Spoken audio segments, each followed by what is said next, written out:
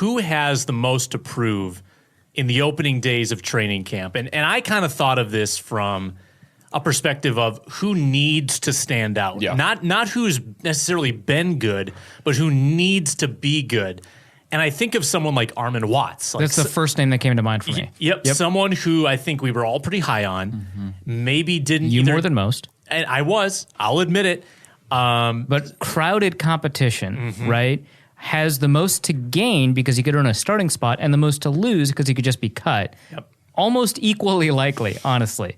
But both possibilities are out there for him, right? We know that based off of last year's performance in college that he might have the talent level, to start, right?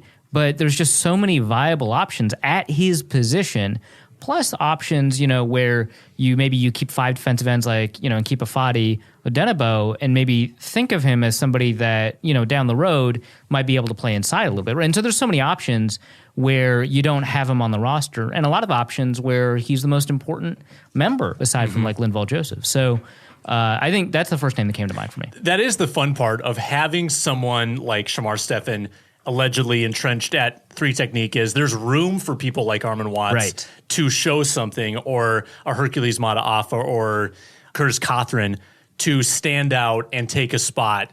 There's more open competition, whereas it's not locked down by someone making $1 billion. Luke? This is what intrigues me the most. It's the defensive line group. Loaded both from a veteran standpoint. You mentioned Shamar Stephen specifically, a veteran they bring in, but there's still a lot of question marks. Tons of talent, both new and old. Some superstars in Daniil Hunter and, of course, Everson Griffin, Linval Joseph, but the rotation is what's going to be intriguing. And there's been names that we've thrown out for the past 2-3 years, guys like Jaleel Johnson, Jalen Holmes. Where do they fit in the rotation? Are they simply just rotational backup guys, or can one of these guys make a push for some serious starting caliber playing time